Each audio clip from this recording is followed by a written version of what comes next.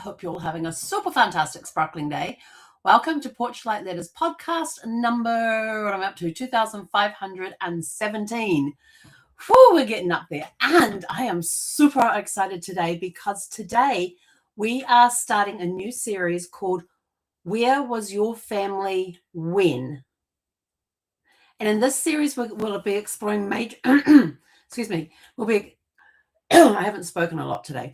In this series, we'll blah, blah, blah, blah, blah, blah, blah. In this series, sorry, can't talk today. In this series, we'll explore major events that are happening right now, as well as historical events from the past. We'll look at how these moments affect our lives today, how they may have affected your ancestors, and why it's important to preserve the stories that connect our families to history. Because history isn't just something that happened, it happened to someone in your family. Every day you are creating history. Yesterday is now history. Whatever you did yesterday is now history. The 2026 FIFA World Cup is happening right now. Millions of people, and people don't understand how huge this sporting event is. This is one of the top, biggest, largest sporting events in the world that happen when it happens. Millions of people around the world are watching matches, cheering for their favorite teams, celebrating victories, and sharing the experience with their family and friends. The FIFA World Cup, when it happens, can be bigger than the Summer Olympics and the Winter Olympics, just in the amount of people watching and maybe participating as well. I'm not sure on that number. But here's something worth thinking about. One day, this World Cup will be history. All the games that have already been played, they're history. You've got games happening today, creating history as they go. Future generations may not care about every score, every match result, or even who lifts the trophy at the end. What they may care about is your story. Did you watch any matches? When you watched, were they from home? Were you gathered with family and friends to cheer on your team? Did you stay up late to catch a game or get up early to watch a game? Did you attend any matches in person? Which cities did you visit? How many games did you see? Maybe you aren't watching the football at all, or soccer for those that don't know what we're talking about. Perhaps you're experiencing the World Cup in a different way. Have fans filled your city with color, songs, and celebrations? Have you enjoyed watching the videos of supporters from around the world taking over streets, squares, and stadiums?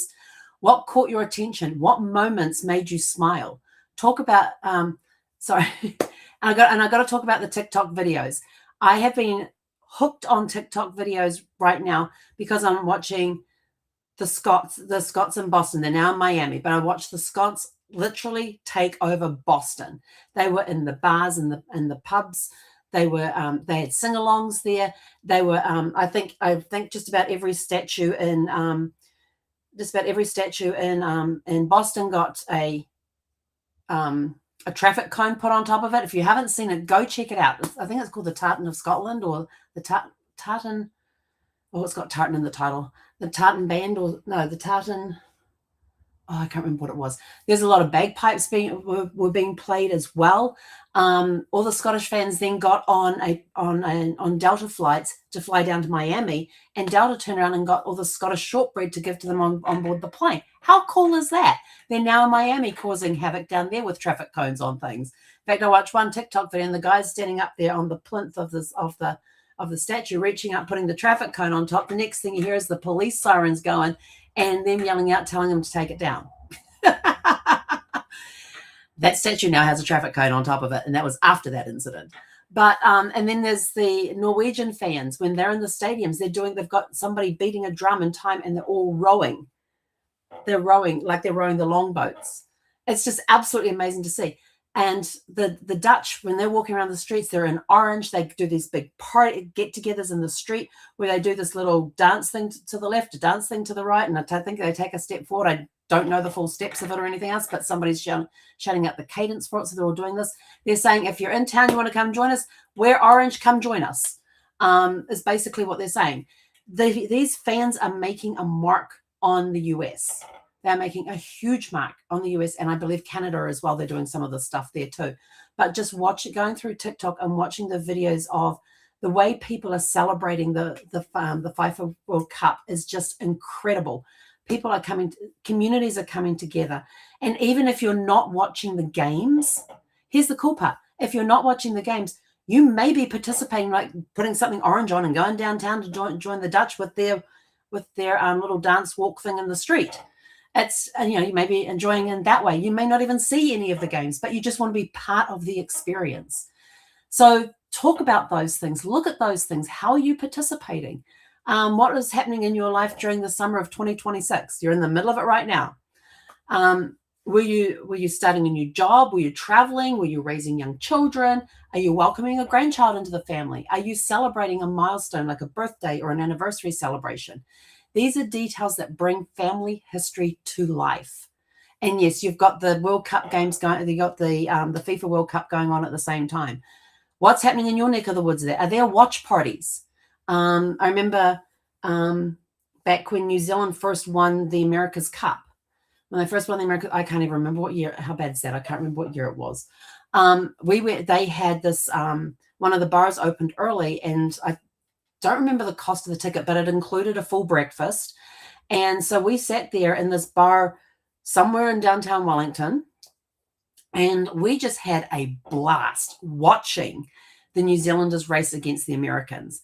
And we were ribbing the Americans like crazy. It was just such a great atmosphere. And I usually get tired. I love being around people, but it drains me. I'm an introvert. So to charge my batteries, I have to be away from them. Trust me, after that, I went home and slept the rest of the day. But we were down there early, like around 4 o'clock in the morning or something like that.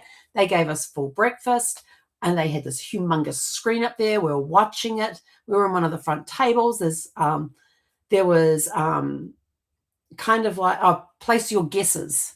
There was a place your guess thing. There was a place your guess thing. So that turn around and says, okay, we're coming up to the third mark. Who do you think is going to go around first? What do you think? What's the time difference going to be? And you had to fill out the piece of paper and drop it in the hat to see what the time difference was going to be. And they had them all sorted. They had them all there. The closest person to the time difference won whatever the prize was. And, you had to have the right team leading and whatever the time difference was going to be. There was just lots of fun stuff like that. And we're all, and every time they showed Dennis Connor's face, everybody would go boo, were booing him. And it was just such a charged atmosphere. And when we won, the place, because this was the final race, and when the New Zealanders won the America's Cup, the place erupted. There was probably about 60 to 70 people in this bar. That was the capacity. And this place erupted. It sounded like there were thousands of people in this place. And that's a memory that I can have, that I can talk about a major sporting event. I think it was and it was just a really cool event, a really cool thing to experience. So what's happening with you during the FIFA World Cup? What are you doing? Are you watching any of it? Are you watching what's going on in the streets and the bars and the pubs? Are you going down and joining them? Write about these things, because family history isn't just about distant past. It also is also about capturing the moments we are living through today. The stories we preserve now become the family stories of tomorrow. And remember, we are our future generations' ancestors. So take a few minutes this week to record a World Cup memory. Write it in a journal, save it in your family history files, add it to a scrapbook, or simply jot it down on a piece of paper. Years from now, someone in your family may be grateful that you did. Your challenge for today: share one World Cup memory or observation in the comments. Whether you're watching the matches, traveling to games, experiencing the fans in your city, or simply enjoying the stories and videos online, we'd love to hear about it. And also, too, we've got another major event that just happened today. Is in England. The British Prime Minister announced he was stepping down. He's resigning. And there's a new guy coming up in place. So, if you're in England, and if you're British and this affects you, what are your thoughts about that? Where were you when you heard the news? So go out. Remember just to write these things down. There's stuff always going on. But we thought we'd start with the 2026 FIFA World Cup, since it's happening right now, and I am enjoying the video. New Zealand's playing in the FIFA World Cup, and to be honest, I have no idea. I had to go and look up the group that they were in today and how they're doing. They've had 2 matches. One was a draw, and one they lost to Egypt. I don't even know which team they played to get the draw. So they're at the bottom of their pool right now. And they've got, I think, 2 games. I think they have 2 games left, or maybe it's 1 game left. I don't know. I don't know how many times they have to play within the group. I'm not sure what the rules are. But I had to go see where they were, and I'm like, okay, but they made it to the World Cup. If you have a family member who is on a team that is actually one of the teams that are in the World Cup, or if you have somebody who is a support person, like they're coaching or medical or therapist, whatever the ball person is, the referees, if you have somebody who is in the support in some way connected to the FIFA World Cup, whether it's being on the team, being a referee, being on the support team for it, what are their roles, what are they doing, and what are their thoughts about what's going on and what's happening and that sort of stuff. So think about not just you, but what family members have you got that are involved in the World Cup in some way, and what is their role in the World Cup, and what are their thoughts about it. So get them writing down their thoughts too, because that would be really cool to have a player's experience. What was it like to be in the 2026 FIFA World Cup? Maybe they played in the last World Cup as well. So that's it from us for today. So your challenge for today is share one World Cup memory or observation in the comments, whether you're watching the matches, traveling to games, experiencing the fans in your city, or simply enjoying the stories and videos online. We'd love to hear about it. And for this week, take a few moments to record your World Cup memories, write it in a journal, save it in family history files, add it to a scrapbook, or simply jot it down on a piece of paper. Years from now, someone in your family will be grateful that you did. Maybe you get mentioned in a newspaper article. Put that newspaper article in your scrapbook, print it, put it in your scrapbook. You never know. But future generations will thank you for sharing your experiences. And with that, we are out of here for today. Go out, have a super fantastic sparkling evening, and we'll catch you guys back here tomorrow evening at, I think it's 6. Hang on. I'll look at my calendar. Yeah, 6 p.m. Pacific.